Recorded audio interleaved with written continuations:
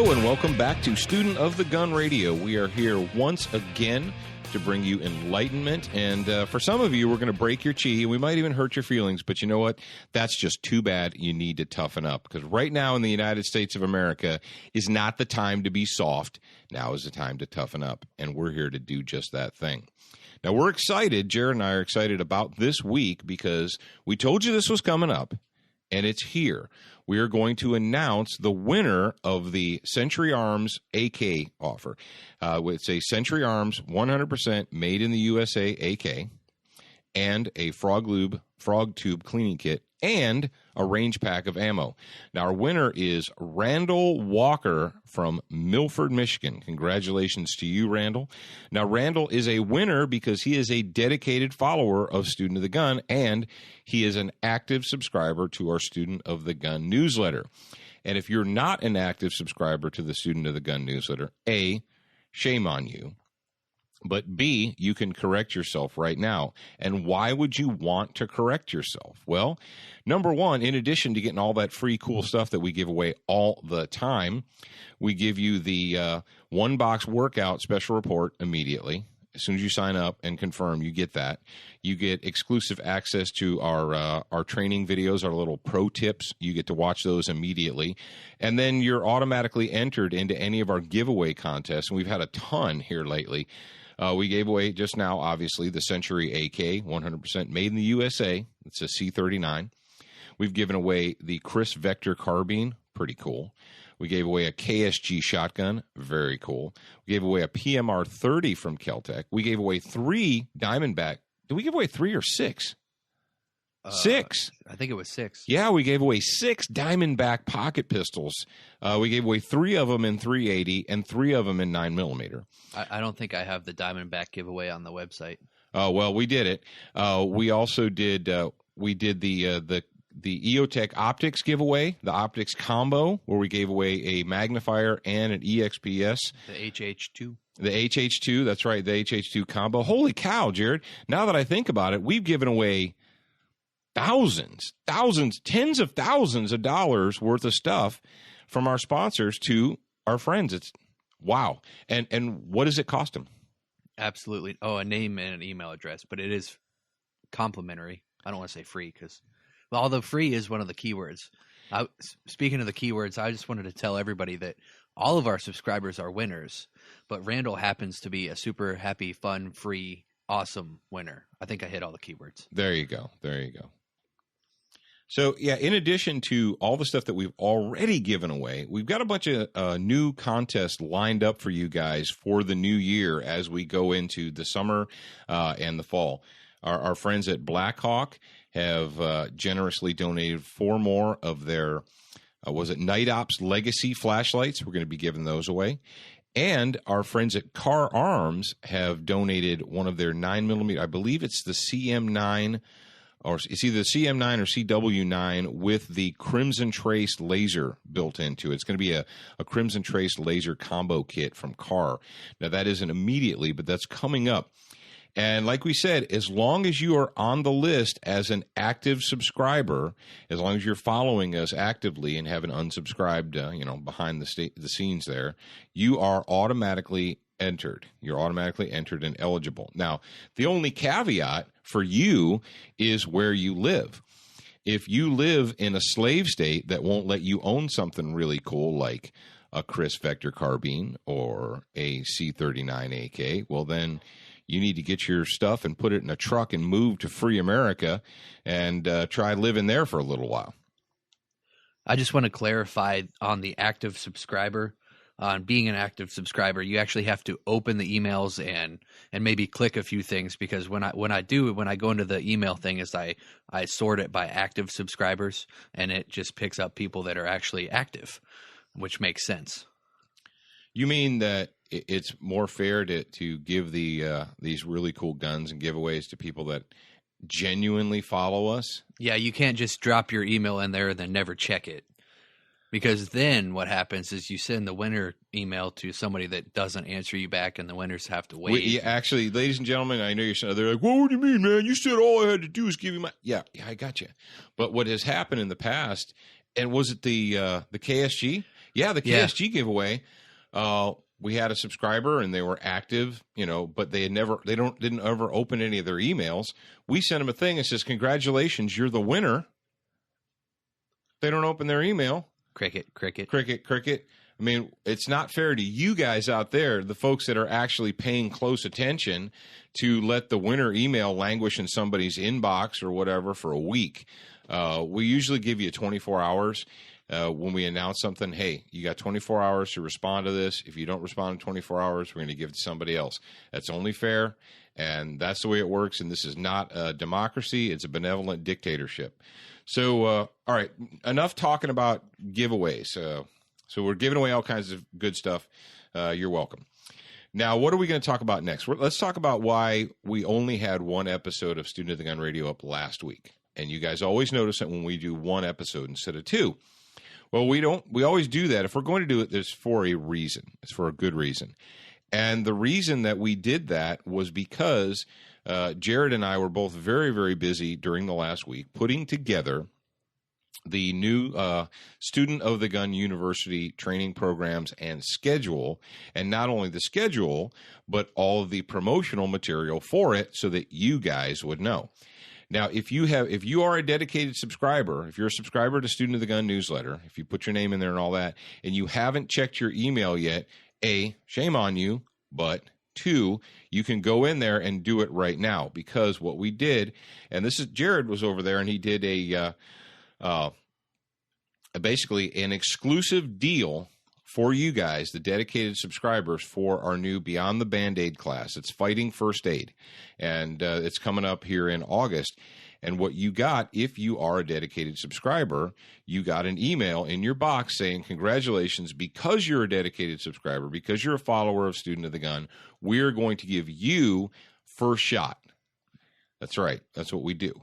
First shot at the seats in the class. So before we even make it public, we send it out to our subscriber list and give them first shot, first dibs, and we also gave them a very significant discount.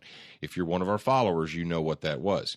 Now that you're hearing this on the radio, now that you're listening to Student of the Gun Radio, this is what I'm going to tell you. Jared, tell them where you want them specifically to go to put in their special radio code. To put in your special radio code, I want you to go to bob.studentofthegun.com. Bob stands for Beyond the Band-Aid. And your radio code is going to be radio, RADIO 75. And that's going to be a $75 discount for you guys that can hear my voice right now. Okay, so you guys got your marching orders. Get on your little tablet, get on your little laptop, your little computer, whatever you do to access the internet, and type in bob.studentofthegun.com. And you'll be able to enter your special code, your radio promo code, that's radio 75. And if you do that, you will get $75 off the tuition of the Beyond the Band-Aid Fighting First Aid class. Now, folks, that leads us right into our Excess Sites Good Guy of the Week question. And Jared's going to he's going to tell us what the Good Guy of the Week question is, and then I'm going to go ahead and address it. Our good guy this week is Big Al. That's his forum handle. Big Al, I need you to send me your address, shirt size, and phone number so I can send it over to Excess. And Big Al says, as far as the PLS kit goes, do you recommend including a pack of Quick Clot or a Celox? Are there downsides to using those chemical packs? Big Al, and I don't know if you're the same Big Al that is also friends with my buddy James Yeager, but if you are, thanks for sending this in. And the answer about the Quick Clot or the Celox or any of these coagulant blood soaker agents, I can tell you what has happened over the last 10, 11 years or so during the global war on terror. What we've done is we've actually, the United States military has dramatically improved battlefield first aid. Dramatically improved it. We went from the old Cold War era, Vietnam era, where it was you get shot or you get wounded and you lay there screaming corpsman or medic, and that's what you do. Well, that's out the window. That is out the window. The hierarchy right now is self-aid, buddy aid, professional aid. By the time the medic or the corpsman gets to you, they will expect that you've done something, or your buddy who was right next to you has attempted to do something to stopgap the bleeding, to deal with the injury before they get to you. Because let's face it, there could be one corpsman and 4 guys bleeding. What do you do then? Well, they came up with a lot of these coagulating agents, Quick Clot, Celox, and so forth, and they were issuing them to the troops back in, 02, 3, 4, and even up into like 5 and 6. Well, they don't issue them to them now. And you're like, oh, what do you mean? My buddy, blah, blah. Dudes, listen, I spent 3 years teaching TCCC, Tactical Combat Casualty Care, to troops that are getting ready to deploy overseas.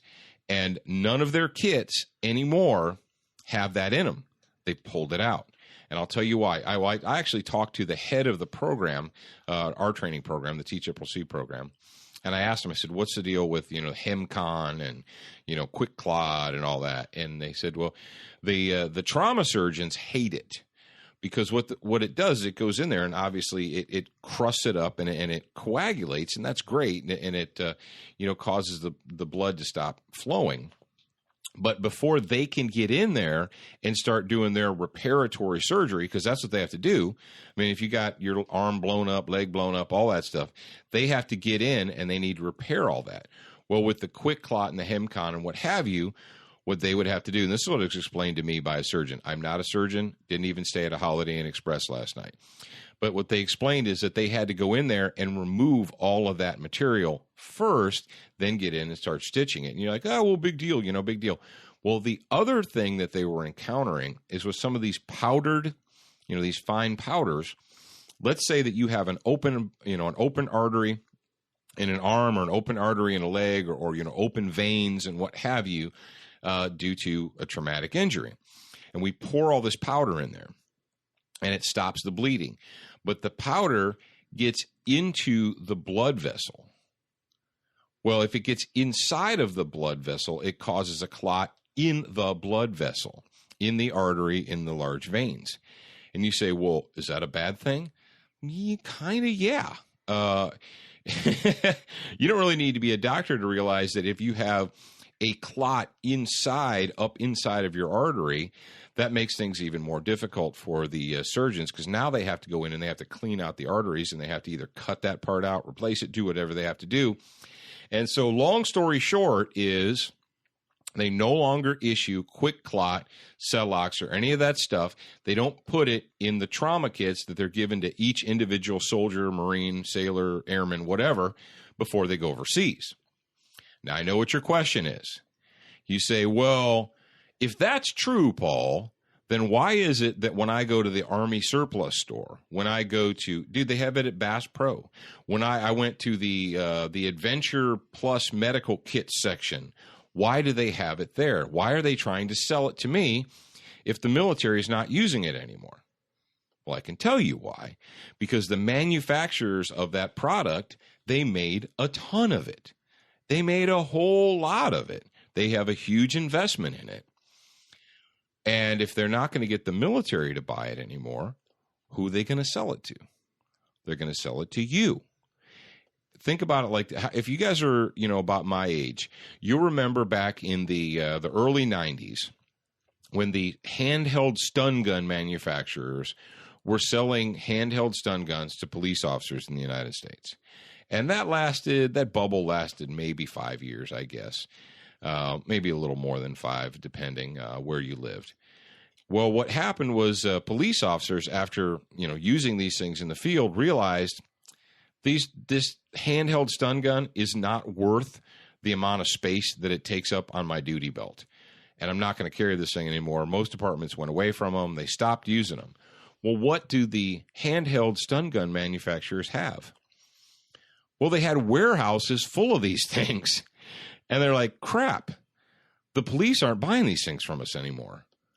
How are we going to offload this 10,000, unit box crate of stun guns here? We got a Connex box full of stun guns fresh in from China, and the police won't buy them. What are we going to do with these things? I know will market them to citizens because they won't know any better. And they probably will never, ever use them, so they'll never realize what crap they are. And now I'm not saying that QuikClot and Celox are crap, but what I'm saying is there are better alternatives. Now, this is what really came out of the QuikClot, Celox, powdered, Hemcon thing. This is what came out of that. What they did is they started making QuikClot gauze and Celox gauze. So they have actual gauze that you can pack into a wound that is pre-impregnated with this powder, but it's not a bunch of loose powder hanging out. Now, the QuikClot gauze is not cheap. This stuff is, I'm off the top of my head, I can tell you it's usually like more than $30 a package. It's not cheap, but it does work very well. And so what we've done is, we kind of evolved in that, and that's what you do. That's what you're supposed to do. You take stuff out, you use it in the field, you say, this is what's good about this. This is what's bad about it. Can we make improvements? And that's, the experiment of the battlefield. And that's what we've come up with. So the standard powder stuff, is it better than nothing? Yeah, it's better than nothing. Do you need it or do you have to have it in your kit? Really not necessarily.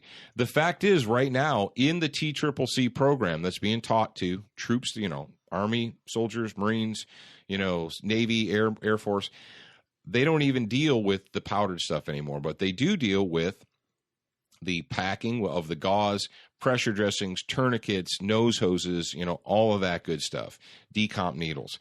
That's what they teach them today, and that's what's going on right now.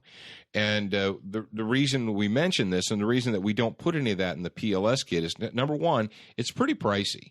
So if you were to put something like that in there, we'd have to raise the price $20, $30 a unit. So then you price it out of people's price range, or you price it out so that they're less likely to carry it. Also, the whole purpose of the Pocket Lifesaver is to give you a kit, to give you something to get started with that you'll actually carry, that you will actually have on you. It doesn't do you any good to have a backpack full of all the latest, greatest Gee-Whiz trauma medical gear if the backpack is in your truck 280 yards away and the person who's bleeding to death is standing here, or is laying here at your feet. Hey, I got a great kit. It's 200 yards away. Bleed slowly. I'll be right back. It might as well not even exist. And that is the whole purpose of the Pocket Lifesaver kit. And, so you got the gear in the PLS, and then you've got the knowledge of how to use that gear effectively in a crisis, in an emergency, when you're excited and scared and your adrenaline is pumping. That's what the Beyond the Band-Aid fighting first aid class is all about. And now that you guys have heard it, now that you heard about our voice, what are you going to do? Go to bob.studentofthegun.com, and Jared's going to put it in the show notes. He's going to put it in the Student of the Gun radio show notes. And type in the radio promo code, radio75.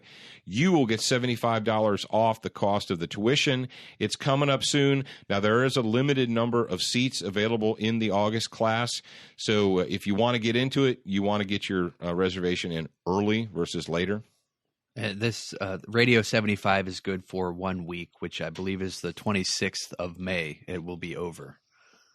Because I want to give everybody a chance to get in on this class. So. Okay, so you heard it from the man. He's going to make that radio promo code active for 1 week to get you guys the opportunity to get into this class. Next subject we want to talk about, kind of a cool subject because it deals with our friends, our buddies from Red Jacket Firearms. Now, if you've been paying attention to Student of the Gun for the last year or two, you know that last couple of years, Jared and I have taken our cameras, and we've gone to the Red Jacket Firearms birthday bash. Now, Will Hayden's birthday is in the beginning of June. It's in early June.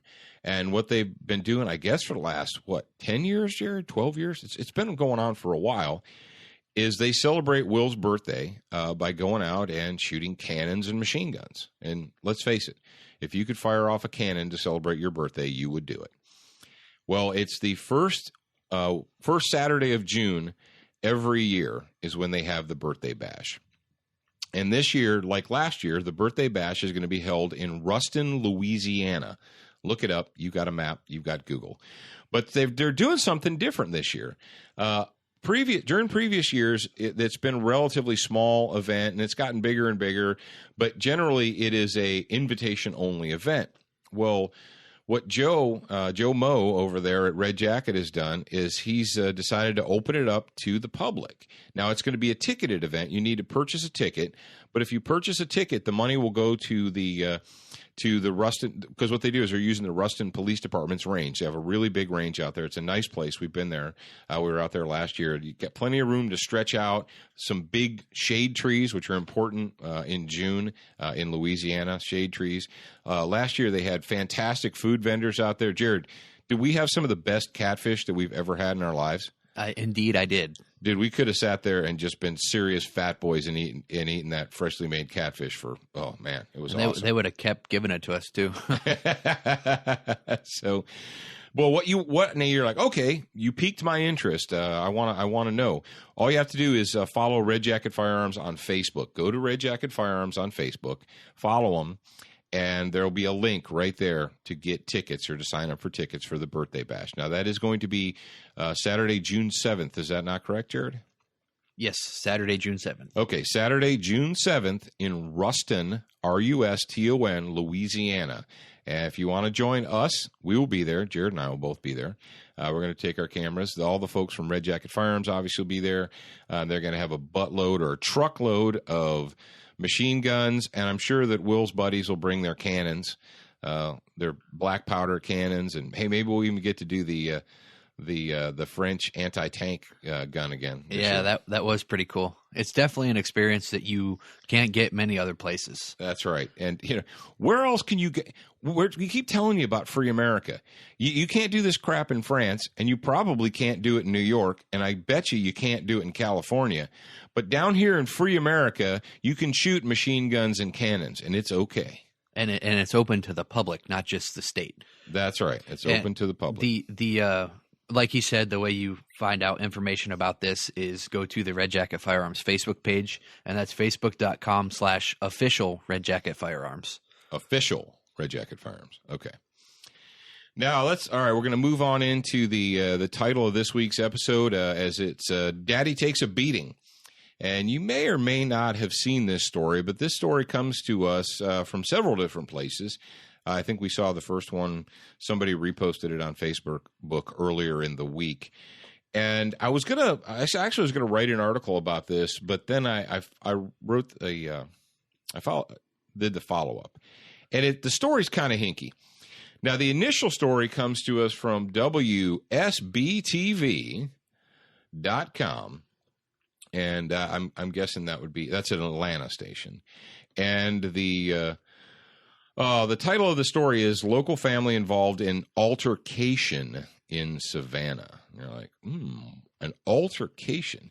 Yeah, well, they got beat down. And you can read the story for yourself, but essentially it's a man and his brother and their wives and their children. Okay, so 8 people total. They went down to Savannah, Georgia, to the Riverwalk area on Mother's Day. Take the wife down there. We're going to walk around, enjoy ourselves, have a good time. Well, after dinner, they're walking, and they found they pulled a surveillance tape. And they pulled a surveillance tape after the fact. And you see 2 groups of people. You got this family in question here, this Caucasian family from Atlanta. And they words are exchanged with another group of people who happen to not be Caucasian. And so the other group apparently is offended, or they're not happy with it. And so they dive into this Atlanta family and just start putting the beat down on them.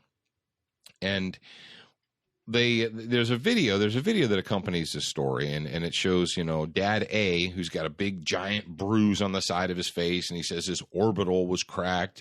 And then you got Dad B, who's seems to be the primary spokesman, and his eye's all bloody, and he's got a scratch on his face, and he's talking about how, his brother got hit, and he got hit, and his wife was grabbed by the hair and dragged down the street. And I'm like, okay.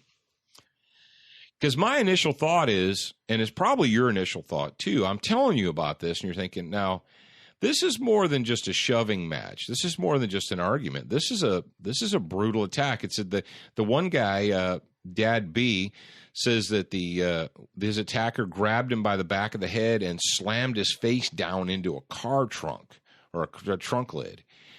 Pretty serious stuff, right? And you're sitting out there in the audience and you're thinking, what? Why in the world did you not possess the tools and the talents to defend yourself? Now, the initial story says that the youngest daughter, 6-year-old daughter, was punched by one of the adult attackers in the other group. And, but afterwards, police said, well, we can't verify that actually happened. So, the family says that the daughter was punched, and then the police are saying, well, we can't verify that. We don't know for sure. Well, I don't know. You tell me. But there's so much of this story that we need to talk about. Number one, when they're given the interview to the local news team there from Atlanta, the one dad, he's very, he's upset. And he gives us this little clip right here. And Jared's going to go ahead and play it, and then I'm going to comment on it. I don't want this to happen to any other families. They need a stronger police presence, period. So the dad's answer, he doesn't want this to happen to anyone else. So his answer to this is demanding a stronger police presence. Really? What? Yeah, that's how we defend ourselves in America today, is by demanding a stronger police presence. And they were upset. They said, the family initially said that it took 20 minutes for the police to arrive. And the police were like, no, it didn't take 20 minutes. It only took 10 minutes. Well, how many punches can I throw in 10 minutes? That's like a whole fight. Yeah. Yeah. Well, you actually, in 10 minutes, you would throw so many punches that your arms would be tired and you'd have to stop throwing punches. Yeah. 10 minutes is a long time. 30 seconds in a fight is a long time. If you haven't been in a fight in a while, 30 seconds of full out fighting is a long time. And we wanted to dissect this. Number one, the police are checking to see whether alcohol was a contributing factor, whether either party, had been drinking that night. Okay. And they also wanted to check about and see, what led up to this. What words were exchanged? Well, I don't know. But unless Atlanta family A said, we're going to kill you, and the family or the group or whatever they were, B, said, oh, we must defend ourselves from being killed, so we're going to launch in and start attacking you. I don't really see how, you can justify that. But hey, who am I to judge? Now, the other thing that we found really frustrating, interesting, annoying with this was the fact that the news story, now if you look at the news story, the police say that they're seeking members of the other group. They're seeking people from the other group to interview. They want to question them and find out exactly what happened, in this assault. Because, obviously the victims gave the descriptions to the police. The victims saw who beat them up, who slammed their faces into the cars and so forth. The guy saw who it was that grabbed his wife by the hair and was dragging her down the street. So this right here is the description that is put forth by the news story on the internet. And this is who police were seeking. One male was wearing a yellow shirt, the other a red shirt, and later took it off and was wearing a white tank top. A younger female was wearing a white shirt or shorts and a beige or yellow top. The elder male was wearing all white and a white hat. Okay, America, based on that description, I want you to go out and find the attackers in this case. Go ahead. And you're saying to yourself, what? We have a description of suspects at large, and the best thing that the news agency could come up with was what kind of clothes they were wearing. maybe a height would help. A more in-depth description of what the people looked like, not the clothing that they were wearing. I don't know. Can you change your clothes in 5 minutes? Could you leave the scene and change your clothes? Probably. Are there more than one? Is there more than one person in town that's a male who has a yellow shirt? Well, you're male and you're wearing a yellow shirt. You must be the suspect in the beating. What seems to be missing from this, ladies and gentlemen? Would it be hair color, skin color, eye color? Well, we can't describe people by physical descriptions because what have we learned? What did we learn from the University of Minnesota last year? Or not last year, it was actually in January. Folks, did you know that at the University of Minnesota was student, faculty, and staff groups had petitioned the state or the University of Minnesota to rethink their crime alerts procedures and to stop listing physical descriptions of the perpetrators and suspects in the alerts. Yeah, that's right. Yeah, that's right, America. There are people in this country that think that it is racist to use the physical description of the criminal or the suspected criminal. So let me get this straight. You get mugged at the University of Minnesota. Somebody punches you in the face and takes your wallet, and you tell the police, you give them the exact physical description of the person who punched you in the face, knocked you to the ground, took your wallet. And they put out a clothing description. Are they even allowed to say what sex the person is? Because animals are sex. Gender is for language. If you get nothing else from this week's, stop saying that. Stop using gender and sex. Okay, dogs are male and female. Cats are male and female. Cows, cows are females and bulls are, but cattle, male and female. But folks, we thought that we're like, okay, this story it's a little clue. What have we got here? Do we have a journalism major? Do we have copy editors? Do we have people that are deliberately self-censoring the descriptions of the bad guys?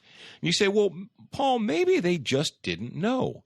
Maybe the victims of the beating, maybe all they had to go on was the color of the clothing. They didn't see their attacker's skin or faces or hair or anything like that. What do you think, Jared? You think the people that were taking the beatings, that they didn't see the skin color or the hair color or the physical descriptions of the people that were putting the beat down on them, that they only noticed their clothing? Well, when your adrenaline goes, when it starts pumping, you notice fine details and they're ingrained in your brain. A lot easier than when your adrenaline is not. Well, yeah, if you're a racist. I don't even know what to say about that. Here's the deal. For all of you who really, really out there want to be reasonable, and for all of you that really, really want to give the news agency a pass on failing to give physical descriptions of the attackers, because just maybe they didn't have them. No, the same news agency was able to come up with and find a piece of surveillance video from the street that day. And guess what you can see in the surveillance video? You can see the people involved. You can see the victims of the beatings. You can see the people that are putting down the beatings.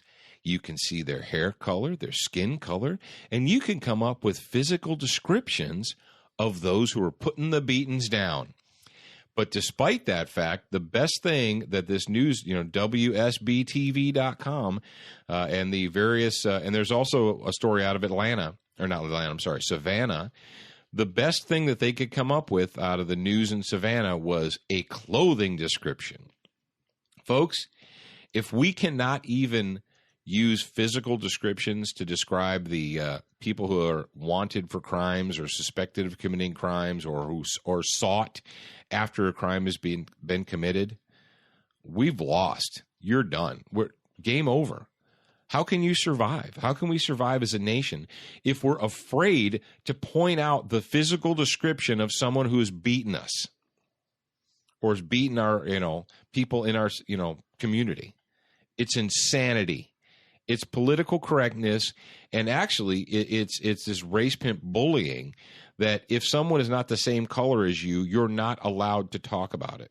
You just have to take your beating, be a good little victim, take the beating, and shut up about it.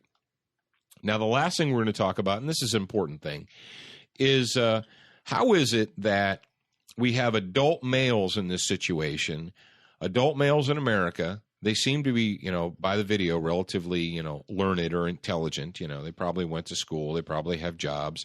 They have families and so forth. And how is it that these guys do not see it as their responsibility to be equipped both in arms and in knowledge and skill to defend their families? I don't care what words were said. And that's people, they get all wrapped around the why. Well, we need to find out why this happened. Does it matter why? If your face is bruised and if I take your face and smash it into a freaking car hood or a trunk lid, does it matter why? Well, it's okay because what? I mean, unless you're in the midst of attacking me or committing a crime or something, does why really matter? All that really matters is the fact that it's happening. What matters is the fact that your family is being attacked. Your wife is being dragged across the street or dragged down the road by her hair by an attacker. That your brother-in-law just had his face smashed into a car. Your other brother there had his, the orbital bone in his face broken. That's all that matters, folks. And why do we have adult males in our society that are fathers that are supposed to be the patriarchs of the family? Because men, if you're listening to my voice, you're supposed to be the patriarch. You are supposed to be the defender of your family. And punting and saying, it's the police's responsibility, and this needs to not happen anymore. We need a stronger police presence. There will never be a strong enough police presence to protect you 24 hours a day, 7 days a week. Can't happen, won't happen. Even if, we all voted for it to happen, it couldn't. It's your responsibility, folks. And that was the most disturbing thing I got out of this entire story, was the fact that these guys didn't at all seem to think that it was their responsibility to protect their families. Well, it's not my responsibility. They must watch CNN and all the mainstream media news. Now, it's disgusting. Obviously, these guys weren't armed. I'm assuming they weren't armed with a firearm. Maybe they were. Or anything. Yeah, well, that's what I'm getting at. If we have another class that's called Force Options that we're going to offer on Friday, August 1st, which is a precursor to the Beyond the Band-Aid class. And it kind of goes over the steps between empty hands and your gun. If you're not comfortable with pulling your firearm at that moment in time, then you can escalate the situation in steps rather than going directly from your empty hands to your gun. And Dad, kind of go over what this class is all about. Yeah, well, first of all, the worst thing you could do is not carry your gun. The second worst thing you could do is put yourself in a position where all you have is your empty hands and a gun. And you're like, well, why is that a bad thing? I've got my gun. My gun trumps everything. Well, you can't always legally use your firearm. Not every situation you encounter is a gun situation. And you should know that already, but if you don't, you need to think about it. In this situation like this, she said, well, Paul, I don't know, man. It was a crowded street, and, if I pull a gun, things could get worse. Well, I don't know. I mean, how bad of a beating do you want to take before you stop? And we should know about disparity of force situations, but is it always better to use a lesser amount of force if it's appropriate? Well, yeah, it is. And how do we do that? And how do we go about doing that? And that is what Force Options, the class Force Options, that's what that's all about. We have a one-day class. We get into deep detail about force options, something between my empty hands and a gun. And some of you guys out there, you're like, dude, I got it covered, man. My hands are deadly weapons. I can put the beat down on somebody if I need to. Okay, great. Are you carrying a gun? Well, yeah, of course I'm carrying a gun. So you want to get into a hand-to-hand physical grabbing, shoving, wrestling, falling on the ground situation with somebody, with a bad guy, while you've got a gun on you. Ooh, yeah, I didn't think about that. Yeah, you didn't think about that. Now, if you have to do that, do it and drive on. But there are other better options, because not every day is going to be a gun day. And that's what Force Options is all about. We're going to talk about things like pepper spray, separate facts from fiction regarding pepper spray. Same thing with handheld stun guns versus tasers and so forth. We're going to separate the fact from the fiction in that regard. And then we're going to talk about other things that you might not have thought about, such as these quote-unquote tactical pens, handheld flashlights, and so forth, that you can use as an option to deadly force, or to keep yourself either from A, having to go there, or B, when a situation has not quite evolved to the point where it would be legal or moral for you to use a firearm, but you've got to do something. And unfortunately, a lot of people, what they'll do is they don't have any other option but their gun. And so they either pull it too soon, and then they become the bad guy because it wasn't warranted, or they won't pull it. They won't get their gun out because they don't feel comfortable doing it, and now they're behind the 8 ball. You know, then they're behind the power curve, and they're taking a beating, and they realize, oh man, I should have done something before now.